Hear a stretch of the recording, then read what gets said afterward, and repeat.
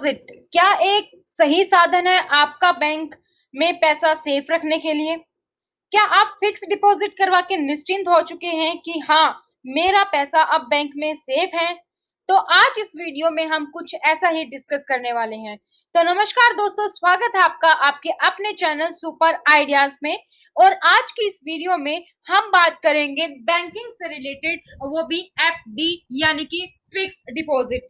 अगर आप 90s के किड हैं स्पेशली, और अगर आपके पेरेंट्स से कभी भी आपकी सेविंग से रिगार्डिंग बात होती होगी, तो 1890s के बच्चों को ज्यादातर जो सुनने को मिलता है वो क्या है? कमाता तो है, थोड़ी सेविंग कर ले, एफडी कर ले। कमाती तो है, थोड़ी सेविंग भी कर ले, एफडी कर ले। ये एफडी वर्ड आप लोगों ने अपने पेरेंट्स से इतनी बार सुन चुके होंगे। तो क्या एफडी सच में सेफ है? क्या आप अपना एफडी करवा के अपने बैंक से आप निश्चित हो जाते हैं हाँ, मेरा पैसा बैंक में सेफ है? तो शुरू करते हैं वीडियो को। बैंक फिक्स्ड डिपॉजिट या जिसको हम एफडी के नाम से जानते हैं, ये एक सेफेस्ट ऑप्शन माना जाता है सेविंग करने के लिए। क्यों? क्योंकि इसमें गारंटीड रिटर्न्स मिलते हैं। आपके पास ऑप्शन होता है, या तो आप एफडी करें या फिर आरडी भी आप कर सकते हैं। एफडी में आप ईयरली कुछ अमाउंट देते हैं, और आरडी में यानी कि रिकरिंग डिपॉजिट और फिक्स डिपॉजिट, रिकरिंग डिपॉजिट में आप कुछ फिक्स्ड अमाउंट मंथली देते हैं। तो दोनों तरीके से ही आप कर सकते हैं। इसमें आपका कुछ फिक्स रिटर्न आपको मिलता है। दूसरी ओर अगर हम रिस्क के साथ मान के चलें कि अगर आप रिस्क लेना चाहते हैं तो आप एसआईपी करते हैं। इसमें आपकी आरडी की तरह मंथली कुछ इन्वेस्टमेंट होती है जो आप करते रहते हैं। सपोज 2500 रुपए, 5000 रुपए, जितना भी आप करना चाहते हैं। और म्यूचुअल फंड अमाउंट में आप एक बार कुछ अमाउंट दे देते हैं, सपोज 50,000 रुपए। तो ये कुछ स्कीम्स होती हैं जिससे आप सेविंग के लिए यूज करते हैं। अगर आप चाहते हैं मैं इस पे वीडियो बनाऊं आपके लिए, तो आप मुझे कमेंट सेक्शन में कमेंट कर सकते हैं। इसके लिए भी हम एक सेपरेट वीडियो बना सकते हैं। तो एक गारंटेड रिटर्न के लिए सेफेस्ट ऑप्शन तो हमारा आज भी एफडी माना जाता है। लेकिन कुछ परसेप्शंस हैं कुछ टाइम से, इसीलिए इसको माना जाता है। लेकिन जब पीपल स्टार्ट करते हैं, जब आप एफडी की बात आती है, तो सबसे पहले आपके दिमाग में आता है which bank is safe for fix deposit. कौन सा बैंक सेफ है, कहाँ पे आप फिक्स डिपॉजिट करवा सकते हैं, या which is the safest bank for fix deposit in India 2020 और 21 में। ये 2020 और 21 पे हम इतना जोर क्यों दे रहे हैं? क्या कोई कंसर्न है सेफ्टी को लेकर, एफडी को लेकर? तो हाँ, बिल्कुल है। 2020-21 तक हम आ चुके हैं। लॉकडाउन, कोरोना, आपका यस बैंक आपने सुना, कर्नाटका बैंक आपने सुना, पीएमएस बैंक आपने सुना, कितने सारे आप लोन फ्रॉड्स, बैंक में फ्रॉड हो गया, इस तरीके की कितनी सारी चीजें आप सुनते हैं। तो आज के टाइम पे जब आप अपना पैसा किसी भी बैंक में जमा करवाते हैं, तो आपके लिए ये जानना बहुत जरूरी है कि वो बैंक आपके लिए सेफ है या नहीं है। तो जो इसका रीजन है वो क्या है? रिसेंट इवेंट्स जो भी बैंकिंग स्पेस में हुए हैं। यस बैंक का शेयर आज आप देख सकते हो कहां पर है, कितने सारे बैंक उनकी हेल्प कर रहे हैं, उसको हेल्प की जरूरत पड़ गई। हालांकि ये एक प्राइवेट बैंक है और काफी अच्छे बैंकों में काफी टाइम से था। इसके शेयर की वैल्यू 2,500 रुपए तक थी, लेकिन आज इसकी शेयर की वैल्यू 30-40 रुपए तक आ गई है। पीएमसी बैंक में जब फ्रॉड हुआ, कर्नाटक बैंक अभी रिसेंटली 250 लाख करोड़ या कुछ ऐसा इन्होंने लोन फ्रॉड किया है। तो इस तरीके की काफी सारी चीजें आती हैं। तो कुछ रिस्ट्रिक्शंस भी हैं विड्रॉल में जो कि टेम्परेरी रखी जाती हैं। कई बैंकों में आपने देखा होगा, यस में क्या हुआ था अभी थोड़े टाइम पहले कि आप मंथली सिर्फ 50,000 रुपए निकलवा सकते हो, ये लिमिट लग गई थी। और जिनका भी यस बैंक में अकाउंट था, कितने लोगों को परेशानी हुई थी, लोग अपना पैसा नहीं निकलवा पा रहे थे। हालांकि आरबीआई काफी अच्छे सेफ्टी मेजर्स लेकर चलती है, आरबीआई बड़ी ही एहतियात बरतती है।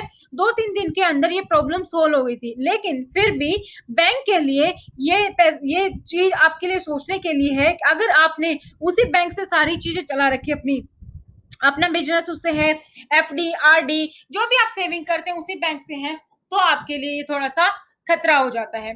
तो अब ये सारे क्वेश्चंस के बाद तो आपके मन में जरूर आया होगा कि is my bank fixed deposit safe? I know कि जब आपने ये वीडियो देखनी की होगी तो आपको लग रहा होगा कि हाँ मेरी एफडी सेम है। तो वीडियो को अंत तक जरूर देखें और फिर मुझे आप कमेंट सेक्शन में कमेंट करके बताइएगा क्या जो आंसर आपके मन में वीडियो से पहले था क्या वो वीडियो के लास्ट में भी है। Most people don't even think about losing capital or bank's own solvency issues when making fixed deposit. जब हम एफडी करते हैं ज्यादातर हम क्या करते हैं, कौन सा ऑप्शन जब आपके मन में एफडी आता है शब्द तो आप क्या करते हैं, हम ना तो बैंक की लूजिंग कैपिटल देखते हैं, बैंक्स की ऑल सॉल्वेंसी इशू क्या है वो नहीं देखते हैं, हम क्या देखते हैं सिर्फ कौन हाईएस्ट इंटरेस्ट रेट दे रहा है, कौन सबसे ज्यादा ब्याज दे रहा है। जब भी आपने एफडी की होगी तो आप क्या सर्च करते हो गूगल पे, top banks with high interest rate. क्या हम सब यही सर्च नहीं करते हैं कि कौन सबसे ज्यादा ब्याज दे रहा है एफडी पर, उन्हीं बैंक के साथ हम एफडी में जाना पसंद करते हैं। तो which pays the highest interest rate possible, ये हमारा सबसे पहला क्वेश्चन होता है जब हम एफडी की बात करते हैं। तो वे हम क्या एक मोमेंट भी नहीं लगाते कि बैंक फेलियर्स के बारे में सोचते कि उसकी हिस्ट्री के बारे में या कुछ सेफ बैंक नाम की भी कोई चीज होती है इसके बारे में हम कभी नहीं सोचते हैं। नाउ स्मॉल बैंक्स, कुछ छोटे बैंक्स हैं, कुछ नए बैंक्स हैं, कुछ एनबीएफसीज हैं, ये आपको हायर इंटरेस्ट रेट तो दे देती है एफडी पर एज कंपेयर टू जो टॉप बैंक्स है। अगर आप देखेंगे कि एसबीआई, एचडीएफसी, आईसीआईसी बैंक के अलावा और भी काफी सारे छोटे नए बैंक हैं, एनबीएफसीज हैं जो आपको एफडी पर ज्यादा से ज्यादा इंटरेस्ट देती हैं और हम भागते भी उसी तरफ है क्योंकि वो कंपेरेटिवली हायर रिटर्न्स हमें देती है। इसका मतलब कि हायर रिटर्न्स उतना ज्यादा रिस्क, ये बात हम जो हमेशा बोलते हैं कि एफडी में रिस्क नहीं होता, आजकल ये रिस्क शब्द भी आप अगर एफडी से जोड़ के चलेंगे तो कोई गलत बात नहीं होगी क्योंकि आजकल आप बैंकिंग का जो हालात हैं वो आप सब जानते हैं। अगला क्वेश्चन अब आपके मन में क्या आएगा, चलो पहले तो मैं सोच रहा था कि कौन इंटरेस्ट रेट हायर देता है, मेरी सारी की सारी जो बात थी दारमदार था वो किस पे था, इंटरेस्ट रेट पे। अब मुझे पता चल गया कि ठीक है कुछ सेफ बैंक भी होते हैं। अब मुझे कैसे पता चलेगा कि ये सेफ बैंक है, कौन से बैंक सेफ होते हैं एफडी के लिए, ये कैसे पता चलेगा अब हमें, इसका भी जवाब हम आपको देंगे। तो I will say that most Indian banks are safe most of the time, क्योंकि हमारी आरबीआई अपनी जॉब बड़ी अच्छे से करती है। कोरोना के टाइम पे भी जैसे इन्होंने मॉरिटोरियम फैसिलिटी निकाली तो मोर और लेस बहुत ही कम प्रॉब्लम्स आती हैं इंडियन बैंक्स को लेकर, क्योंकि इंडियन बैंक्स मोस्टली लगभग सेफ होते हैं। But doesn't mean that you can put all the banks in same risk bucket, लेकिन हर एक बैंक का अपना अलग अलग रिस्क लेवल होता है। अब हमने सेफ तो बोल दिया, इसका मतलब ही नहीं कि सभी के सभी बैंक सेफ हैं, हर एक बैंक का अपना एक अलग अलग रिस्क बकेट है। एक बकेट में कि ये बैंक इतने रिस्क में रहेगा, मेरा पैसा इस बैंक में इतने रिस्क में रहेगा, इस बैंक में इतने रिस्क में रहेगा, इस तरीके से एक रिस्क बकेट आप प्रिपेयर कर सकते हो। तो बैंक फिक्स डिपॉजिट तो सेफ है, बट आपको केयरफुल कहाँ रहना है कि कौन से बैंक में आपको एफडी करवानी है। एक बात और, एफडी हमेशा शॉर्ट टर्म के लिए ही फायदेमंद होती है, लॉन्ग टर्म के लिए नहीं। तो so you would not any risk to this money. एक साल के लिए आपने करवाए, एक साल में पैसा हुआ खत्म, बात खत्म, आपके पैसा भी मिल गया, आपका सेफ भी रह गया। अब आप किसी अमाउंट को 5 साल तक रख के भूल जाओ कि 5 साल मैंने एफडी करवा दी, तो ये 5 साल बाद बैंक का क्या होगा ये भी नहीं पता आपको। तो जो शॉर्ट टर्म है वो फिक्स डिपॉजिट आपके लिए हमेशा ही सही रहती है, हमेशा यूजफुल रहती है।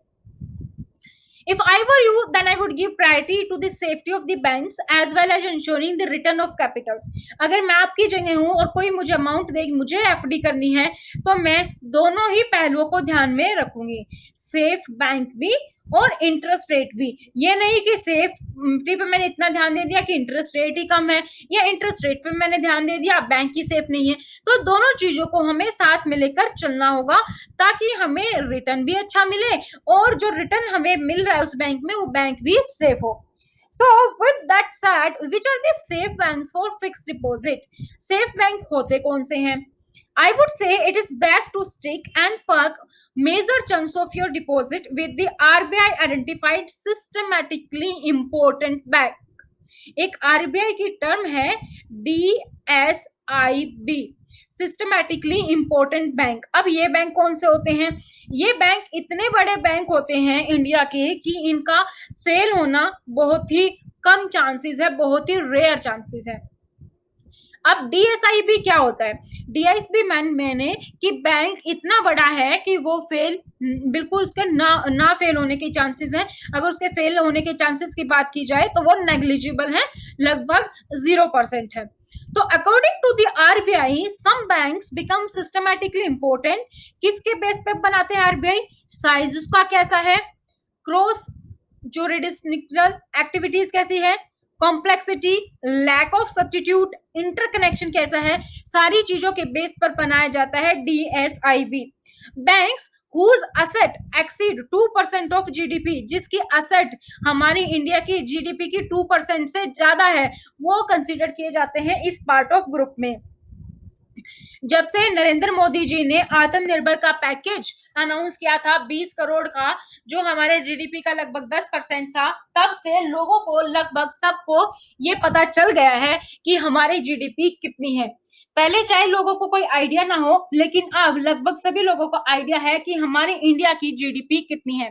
तो RBI see that such a bank fail, there would be significant disruption to the essential service। अगर ये बैंक फेल हो गए ना, तो समझ लो कुछ ना कुछ ज्यादा ही बड़ा फाइनेंशियल इशू आने वाला है। आपके देश ही खतरे में है, आपका फाइनेंशियल ही खतरे में है। तो कौन से बैंक हैं जो डीएसआईबी में आते हैं? State bank of India, HDFC bank and ICICI bank. अभी के लिए ये 3 है।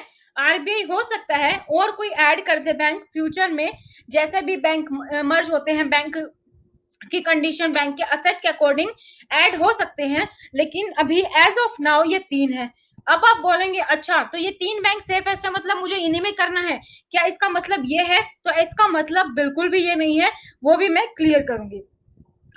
ये सेफेस्ट बैंक है फिक्स डिपॉजिट के लिए। जब भी आरबीआई को फील होगा कि और भी बैंक इंपॉर्टेंट हैं जो अपना सेपरेटली अपनी आइडेंटिफाई बना सकते हैं और उन बैंकों के फेल होने के चांसेस हैं, उनको कोई प्रॉब्लम नहीं है, तो उनको में ऐड कर दिया जाएगा।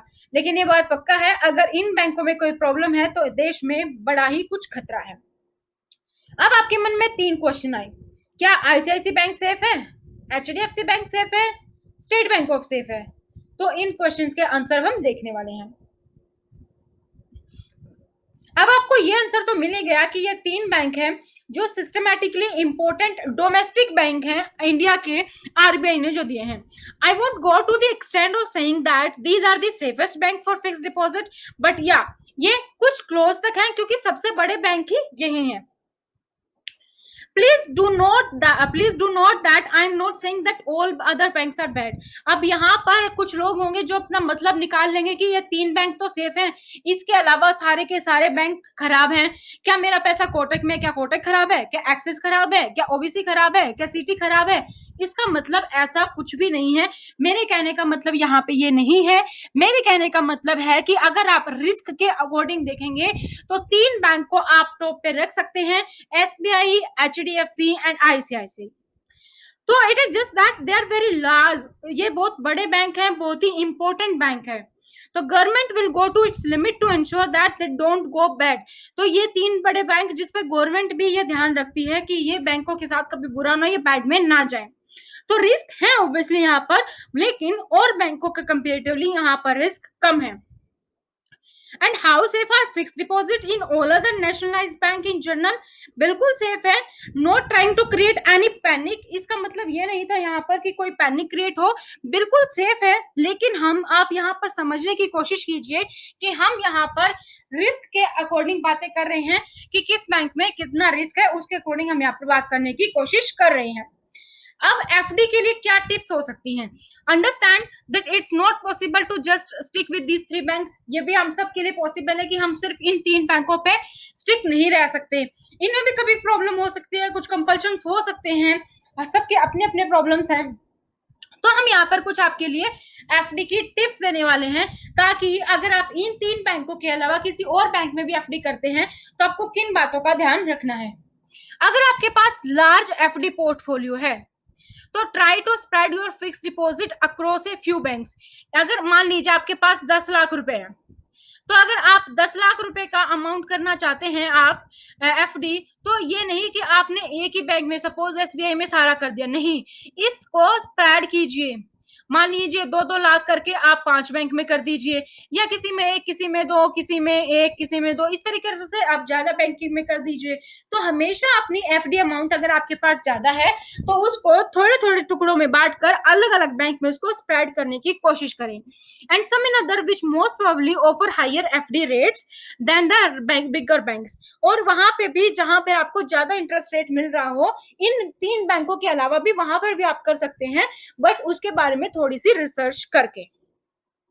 You can also spread money across family members to use the 5 lakh insurance angle for each one instead of just one person. अगर आपके पास कोई मतलब आप फैमिली मेंबर्स के साथ भी कर सकते हो, एक ही बंदा सारी एफडी करे जरूरी नहीं है, आप फैमिली मेंबर के नाम से भी कर सकते हो। Instead of making one large FD make a smaller one, जो हम डिस्कस कर चुके हैं। What about corporate deposits from NBFC? तो ये भी रिस्की होती हैं, ये हायर रेट्स आपको मिलती हैं which no doubt can be tempting. आपको एनबीएफसी से काफी अच्छे रेट्स मिलते हैं जिसके लिए आप उसकी तरफ खींचे भी जाते हैं, लेकिन इसका मतलब ये नहीं कि आपको हर कंपनी एफडी को अवॉइड करना चाहिए। आपको सिर्फ ये अवेयर रखना है कि जो हायर इंटरेस्ट रेट दे रही हैं सम कंपनीज जो हैं पर वो भी दे सकती हैं हायर इंटरेस्ट रेट, लेकिन आपको स्टडी करना है कि उस कंपनी का बैकग्राउंड कैसा है, उसकी क्रेडिट रेटिंग कैसी है, तो ये सारी चीजें आपको ध्यान रखनी है। Simply stick with the most reputed और ट्रस्टवर्दी के नाम पे ही जाएं, ए रेटिंग आप देखें और ट्राई करें और लिमिट करें अपने एक्सपोजर को कि डिपॉजिट है जो आप स्मॉल पार्ट्स में ही करें, ज्यादा एक ही कंपनी के साथ सारी अपनी इन्वेस्टमेंट ना करके चलें। इतने भी ग्रीडी ना हो जाएं कि सारी हायर रिटर्न्स के जरिए आप सबसे ज्यादा जहां पे रिस्क है वहीं पे आप अपनी हायर रिटर्न्स के लिए एफडी कर दें, इस बात का भी आपको ध्यान रखना है। If you understand how to pick debt fund properly, then even debt fund can be a good option for many sort of replacement of FD. But debt fund are not risk free. अगर आप debt fund pick करना चाहते हैं वो भी आप कर सकते हैं, लेकिन वो भी risk free नहीं है। Bank FD interest taxation and how dept fund win is dept fund taxation is different. FD का इंटरेस्ट का जो टैक्स का होता है वो अलग होता है, डेप्ट फंड का टैक्सेशन अलग होता है, ये बात आपको ध्यान में रखनी है। तो ये कुछ सजेशंस थे जो आपको ध्यान में रखना है ताकि आप बैंकिंग में जब भी एफडी करें वो आपकी रिस्क फ्री हो, कम से कम रिस्क आपका उसमें हो। तो इतना ही था आज के इस टॉपिक पे।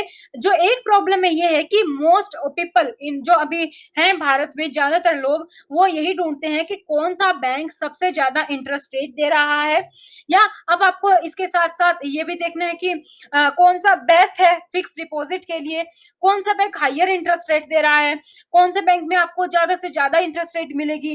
तो ये हम जो सर्च करते हैं ये बेस्ट हमें सर्च करना है, लेकिन रिस्क के पर्पज से भी देखना है, रिस्क को इग्नोर नहीं करना है, क्योंकि रिस्क हमेशा छुपे हुए होते हैं और जब भी ये फ्रंट आते हैं तो आपके पूरे फाइनेंस को हिला के रख सकते हैं। ये हमेशा पास्ट टाइम के एग्जांपल से आप देख सकते हैं।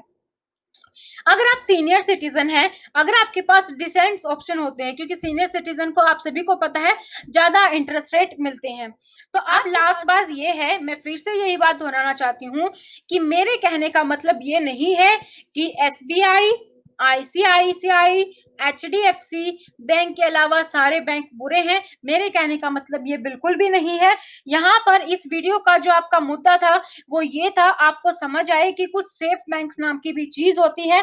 आपको सिर्फ इंटरेस्ट रेट के आगे नहीं भागना चाहिए कि कौन सबसे ज्यादा इंटरेस्ट रेट दे रहा है, उसके तरफ हम चलते हैं। एनबीएफसी बैंक फिर भी सेफ है एनबीएफसी के मुकाबले, तो बैंकों को भी आप रिस्क की कैटेगरी का अकॉर्डिंग देखें, इंटरेस्ट रेट भी आप देखें और बैंक की सेफ्टी फीचर भी आप देखें, उसके बाद आप अपना पैसा किसी एफडी में लगाएं। तो इसका मतलब, इस वीडियो का मतलब बिल्कुल भी पैनिक क्रिएट करने का नहीं था, तो इस बात का आपको ध्यान रखना है। तो वॉचिंग, आपने पूरी वीडियो को अंत तक देखा तो उसके लिए thank you so much. Video को लाइक कीजिएगा, और हाँ, जो क्वेश्चन मैंने आपसे स्टार्टिंग में पूछा था, क्या आपके पैसे एफडी में सेफ हैं, तो अब आपको इस वीडियो से क्या समझ आया? क्या आपका जवाब अब भी सेम है या आप कुछ और पॉइंट्स ऐड करना चाहते हैं ताकि और लोगों को फायदा हो? तो आप कमेंट सेक्शन में कमेंट कर सकते हैं। जो लोग नए हैं चैनल पर, चैनल को सब्सक्राइब करके बेल आइकन को प्रेस करना ना भूलें, ताकि जैसे ही कोई वीडियो अपलोड हो, उसकी नोटिफिकेशन आपको टाइमली मिल जाए।